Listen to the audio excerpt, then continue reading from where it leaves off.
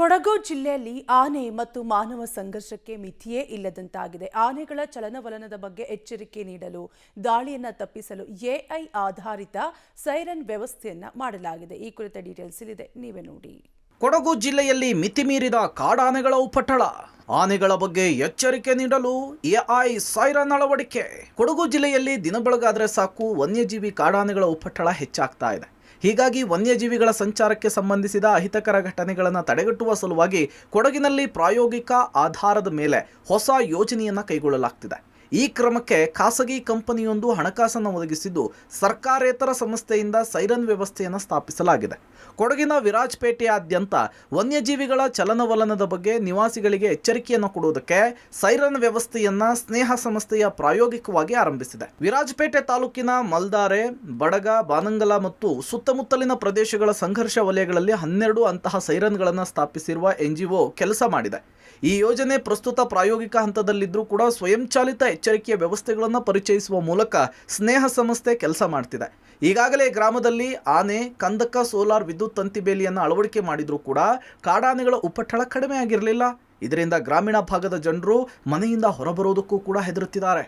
ಆದರೆ ಇದೀಗ ಎಐ ಆಧಾರಿತ ಸೈರನ್ ಅಳವಡಿಕೆ ಮಾಡಿರೋದ್ರಿಂದ ಕಾಡಂಚಿನ ಜನರು ಓಡಾಟವನ್ನು ನಡೆಸ್ತಾ ಇದ್ದಾರೆ. ಕೊಡಗು ಜಿಲ್ಲೆಯಲ್ಲಿ ದಿನನಿತ್ಯ ಒಂದಲ್ಲ ಒಂದು ಗ್ರಾಮದಲ್ಲಿ ಆನೆಗಳ ಉಪಟಳ ನಿತ್ಯ ಹೆಚ್ಚಾಗ್ತಾನೆ ಇದೆ. ಅರಣ್ಯ ಪ್ರದೇಶದಲ್ಲಿ ಆಹಾರ ಇಲ್ಲದೆ ಇರತಕ್ಕಂತ ಹಿನ್ನೆಲೆಯಲ್ಲಿ ಇದೀಗ ಕಾಡಿನಲ್ಲಿರ್ತಕ್ಕಂಥ 100 ಆನೆಗಳು ಕಾಫಿ ತೋಟಗಳತ್ತ ಲಗ್ಗೆ ಇರ್ತಿದೆ. ಇದನ್ನ ನಿಯಂತ್ರಣ ಮಾಡಕ್ಕೆ ಅರಣ್ಯ ಇಲಾಖೆಯ ಅಧಿಕಾರಿಗಳು ಸಾಕಷ್ಟು ಒಂದು ರೀತಿ ಅದನ್ನ ಉಪಟಳವನ್ನ ನಿಯಂತ್ರಣ ಮಾಡಲಿಕ್ಕೆ ಸೋಲಾರ್ ಫೆನ್ಸ್ ಅನ್ನ ಅಳವಡಿಕೆಯನ್ನ ಮಾಡ್ತಾರೆ.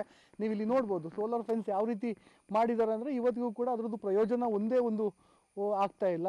ಆನೆಗಳು ಎಂದಿನಂತೆ ಓಡಾಟವನ್ನ ನಡೆಸ್ತಾ ಇದೆ. ಅದನ್ನು ನಿಯಂತ್ರಣ ಮಾಡಕ್ಕೆ ಸೋಲಾರ್ ಫೆನ್ಸ್ ಆಗದೆ ಮತ್ತೆ ಈ ಒಂದು ತಂತಿಯ ಒಂದು ಗೇಟನ್ನು ಕೂಡ ಹಾಕಿರ್ತಕ್ಕಂಥದ್ದು. ಆದರೂ ಕೂಡ ಇಲ್ಲಿ ಆನೆಗಳ ನಿಯಂತ್ರಣ ಮಾತ್ರ ಬರ್ತಾ ಇಲ್ಲ.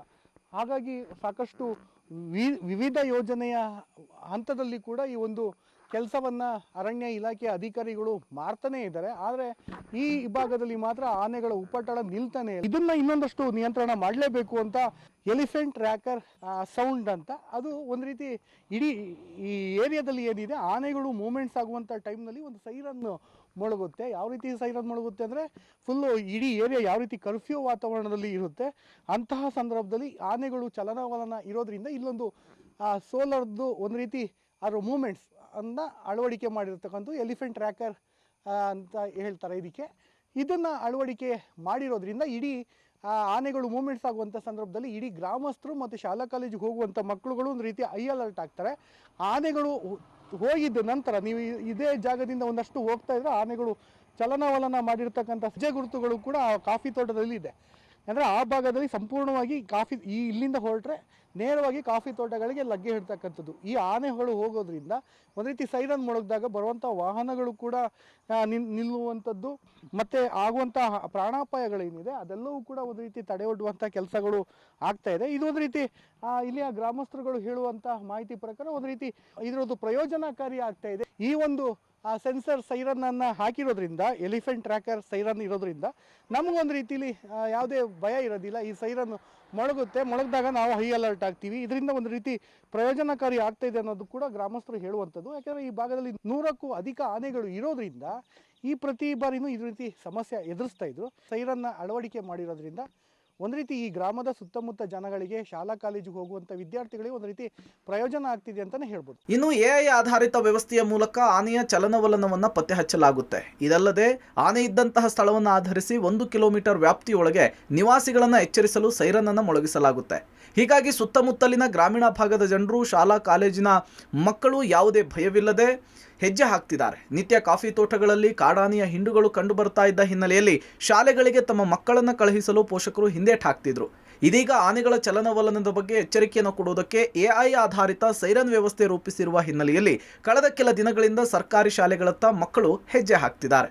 ಮೊದಲಿಗೆ ಹೇಳಬೇಕು ಅಂತ ಹೇಳಿದ್ರೆ ಈ ಶಾಲೆಯಲ್ಲಿ ಸ್ವಲ್ಪ ಪ್ರಮಾಣದಲ್ಲಿ ಹಾಜರಾತಿಗೆ ಸಮಸ್ಯೆ ಕಂಡುಬರ್ತಾ ಇತ್ತು. ಇದಕ್ಕೆ ಕಾರಣ ಅಂತ ಹೇಳಿದ್ರೆ ಇಲ್ಲಿ ಒಂದು ಮಾನವ ಪ್ರಾಣಿ ಸಂಘರ್ಷ, ಅದರಲ್ಲಿ ಒಂದು ಆನೆಯ ಒಂದು ಉಪಟಳ. ಸೊ ಇದರಿಂದ ಒಂದು ಅಪಾಯದಿಂದ ಮಕ್ಕಳು ಸ್ವಲ್ಪ ಶಾಲೆಗೆ ಬರಲಿಕ್ಕೆ ಹಿಂದೇಟಾಗ್ತಾ ಇದ್ರು.